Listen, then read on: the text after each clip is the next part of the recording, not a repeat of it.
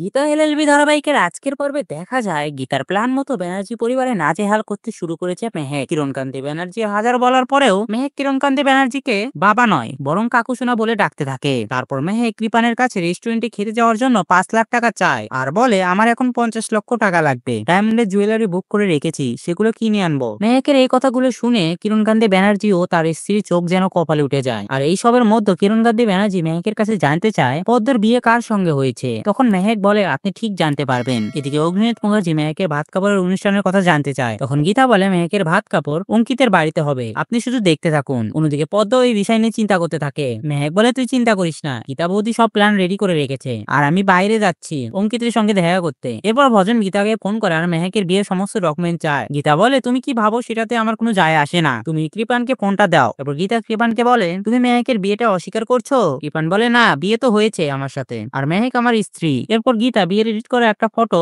ভজনকে পাঠিয়ে দেয় আর সেটা দেখে ভজন কনফিউজ হয়ে যায়। আর তখনই ভজনের গুন্ডারা ভজনকে ফোন করে বলে গীতা কোর্টে যাচ্ছে। ভজন বলে ওকে কোর্টে যাওয়ার আগে ওকে উড়িয়ে দাও, আমি কনফার্ম ও ধীমান সেনের কেসটা ওপেন করার জন্য কোর্টে যাচ্ছে। তখনই পদ্ম দরজার বাইরে থেকে তাদের কথাগুলো শুনে গীতাকে ফোন করে বলে যে ভজন মিত্তি তোমাকে মারার জন্য গুন্ডা পাঠিয়েছে। গীতা পদ্মকে বলে তুই চিন্তা করিস না। তারপর গুন্ডাগুলো গীতার উপর হামলা করলে গীতা তাদেরকে বেধড়ক মারধর করতে থাকে আর এক পর্যায়ে মার খেয়ে গুন্ডাগুলো সেখান থেকে পালিয়ে যায়। তারপর গীতা কৃপানকে ফোন করে বলে ওই ভজন মিত্তি যদি এই বাড়িতে থাকে তাহলে মেহেক এই বাড়িতে চলে আসবে আর কখনো ওই বাড়িতে যাবে না। তখন কৃপান ভয়ে গীতাকে রিকোয়েস্ট করে না না প্লিজ এমন করবেন না, আমি মেহেককে অনেক ভালোবাসি, আমি ভজন মিত্তিরকে বোঝাচ্ছি ও এমন আর করবে না। আর তখনই মেহেক টপ করে শপিং করার জন্য রেডি হয়ে চলে আসে আর কৃপানকে কৃপু বলে ডাকলে কিরণকান্তি ব্যানার্জির মোটেও পছন্দ হয় না। তো বন্ধুরা ভিডিওটি কেমন লাগলো কমেন্ট করে জানাও আর এমন গসিপসে আপডেট পেতে আমাদের চ্যানেলটি সাবস্ক্রাইব করুন।